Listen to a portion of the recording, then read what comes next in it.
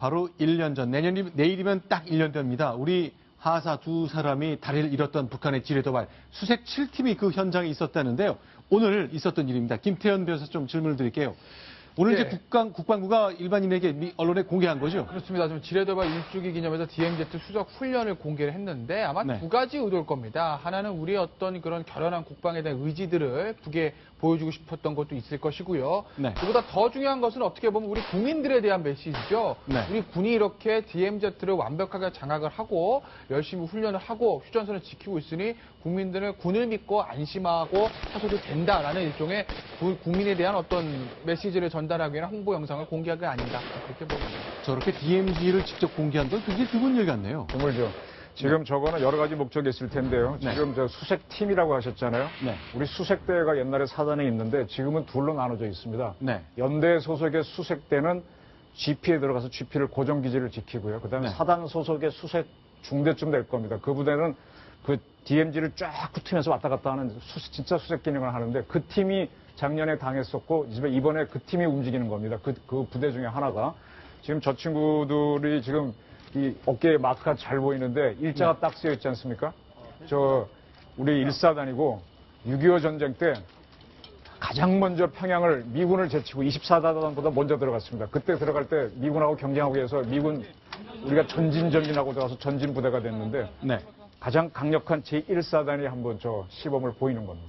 자, 지금 저 장면이잖아요. 네. 작년 여름 무수히 많이 봤던 저 지뢰폭발 촬영 장면입니다. 이제 저런 촬영이나 도발을 좀 더 확실하게 예방하고 막기 위해서 나무도 많이 제거하고 촬영 장비도 많이 갖췄다는 거죠. 네, 해야 됩니다. 해야 되고 지금 저쪽에서 여름에 지난번에 왜 우리 군남댐 사건을 보도할 때 북한에서 목함 지뢰를 고의로 흘려보냈다 했지 않습니까? 비가 많이 왔기 때문에 지금 저기 떠내려와서 어디인지도 모릅니다. 네. 빗물에 막 마구 쓸려왔기 때문에. 그리고 또 거치 나무라서 잘 참지도 안 되고 저런 네. 지뢰 탐지기로 추색해서 찾아갖고 제거를 하고 그다음에 우발 상황이 벌어지면 바로 이렇게 즉응사격할 수 있는 연습을 하는 거죠.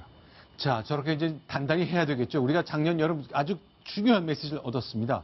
긴장을 늦출 수 없다는 것. 그래서 그런지 이제 군 장병 여러분들이 자기를 헌신해서 몸도 다지고 전수 훈련도 하는 모습 우리 국민들이 많은 박수를 보내고 있는데요. 자, 오늘 한 여군 중사 얘기를 좀 해야 되겠습니다. 김태현 변호사 누구죠?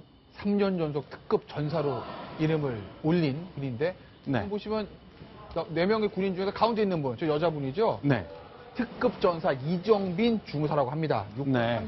639사단의 정비 근무대에 근무하는 이정빈 중사인데요. 네. 특급 전사 제도가 무엇인가 제가 좀 말씀을 드리면 네. 이게 2014 3일간 시험을 본다고 합니다. 체력, 정신력, 그다음에 사격술 등 5개 항목을 평가해서 정말 프로 전투원들만 통과할 수 있는 그런 제도인데 네. 실제로 거의 군에 있는 모든 간부들이 특급 전사에 도전하는데 남녀 다 합쳐서 합격률이 30%밖에 안 된다고 합니다. 네. 그런데 이 제도가 도입된 2014년부터 이정빈 중사는 매년 특급 전사에 뽑혔다고 합니다. 자, 나는 나약해지지 않는가 스스로 의문을 던지고 있습니다. 그리고 성취해냈을 때의 뿌듯함을 아주 자랑스러워하는 우리의 여군 중사입니다. 보겠습니다. 2010년 6월에 임관을 했습니다. 좀 더 멋있는 사람이 되고 싶어서 저는 군인이 되었습니다. 매년 이제 특급 전사를 응시를 할 때마다 힘들고 좀 나약해지는 게 있었는데 3년 연속이라고 타이틀을 이제 받으니까 좀 더 제 자신에게 더 나약해지지 말고 더 앞서 나가야겠다는 그런 다짐을 하게 되는 것 같습니다. 올해 유독 많이 더웠습니다. 마지막에 한 10km 완전곤장 행군이 있었는데 탈진 증상이 좀 일어나는 것처럼 많이 힘들었는데 완주를 하고 나서 또 해냈다는 그 뿌듯함 때문에 좀 더 뜻깊었던 것 같습니다. 네, 굉장히 인물이 훤하시네요. 그리고 임관한 시기를 보니까 이제 중사 아직 금방 진급한 사람인 것 같은데 네. 지금 저분의 그 부대가 정비대잖아요.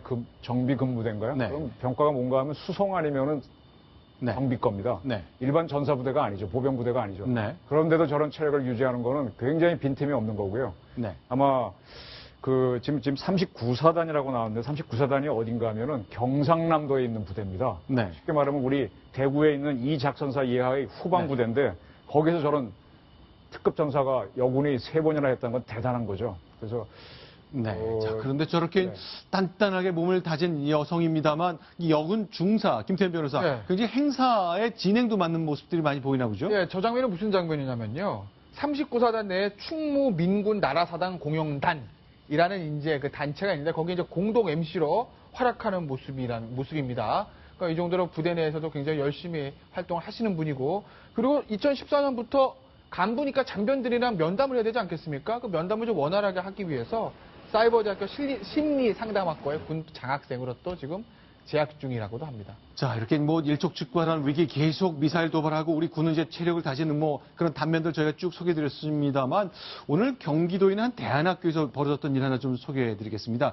지난달 22일이니까 불과 한 2주채 되지 않았던 일인데요. 이게 뭡니까? 뭐가 배달됐는데 이런 일들이 자주 있나 보죠? 네. 자, 네. 일단 경기도에 있는 한 대안학교 이곳에서는 탈북하신 분들의 정착을 돕기 위해서 교육을 많이 하는 곳인가 보네요.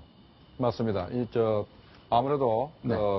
하나원에서 교육을 받지만 아무래도 네. 우리 사회 적응이 힘들기 때문에 그 네. 대안학교에서 뭐 직업 교육도 하고 여러 가지 그 우리 사회에 대한 교육을 하는데 네. 주로 이제 그 교육 내용들이 보면은 이제 북한 체제가 얼마나 모순되고 네. 그다음에 한국 우리 자민주의 사회가 얼마나 우월한지 이런 것들을 주로 많이 가르치기 때문에 북한 입장에서는 굉장히 그 보기 싫은 그런 학교로 할 수 있겠습니다. 자, 그렇다 보니까 누군가가 협박 편지를 보냈고 30cm의 손도끼를 보냈거든요. 저희가 그 편지 내용 잠시 한번 소개해 드리겠습니다.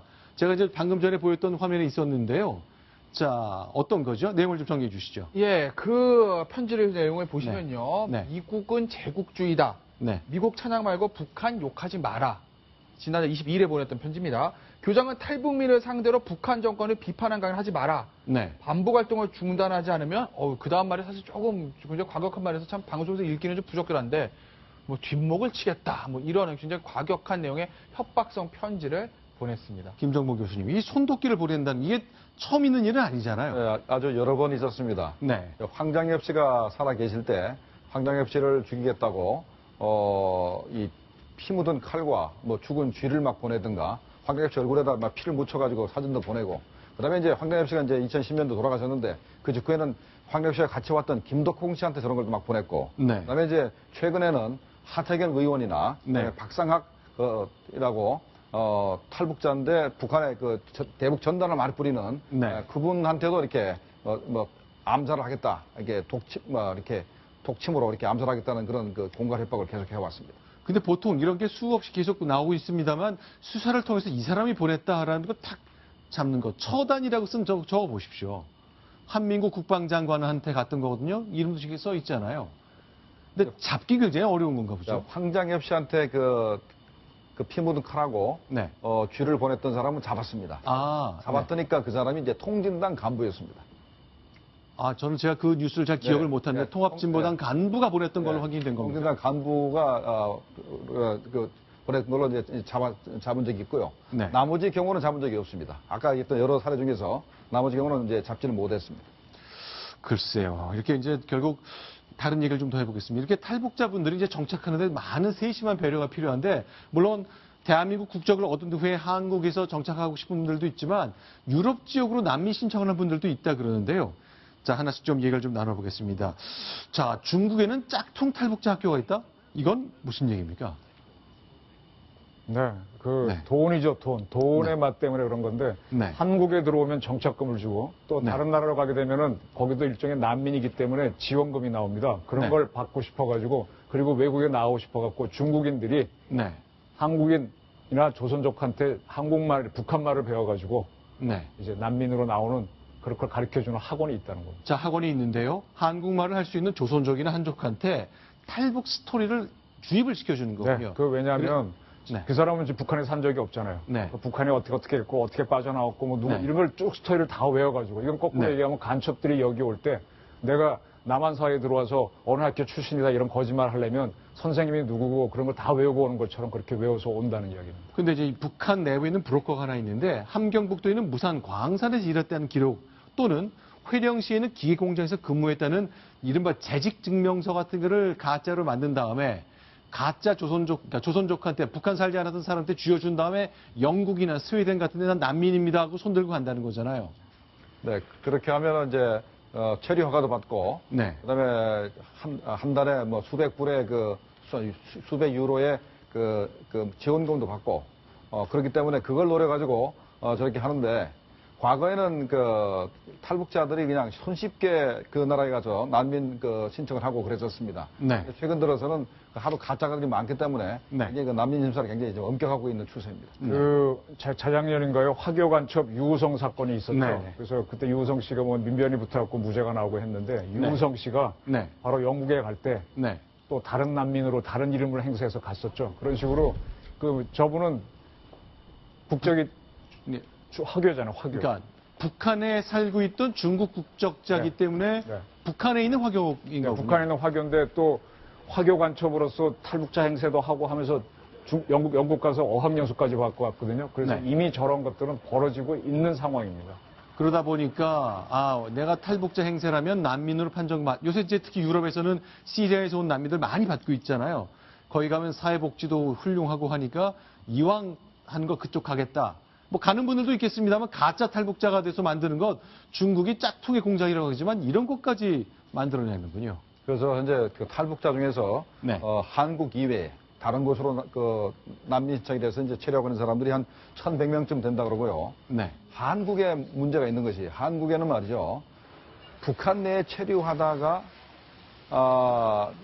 탈북자 행세를 하면서 네. 한국에 와 있는 중국인들이 수백 명이나 된답니다. 그 사람들이 전부 다 네. 정착 지원금도 받고 이렇게 뭐 직업 이렇게 뭐랄까 추천도 받고 해서 현재 거주하고 있는데 네. 수백 명이라고 하는 얘기가 이제 탈북자들이 얘기하고 있는데 그걸 잡아내서 정말 네. 강제 처방해야 될 필요가 있겠습니다. 알겠습니다. 자, 다양한 이야기 좀 정리해봤습니다. 이제 두 가지 소식 봤고요. 김정봉 교수님은 이제 여기서 또 인사를 드리고 다시 모시겠습니다. 고맙습니다.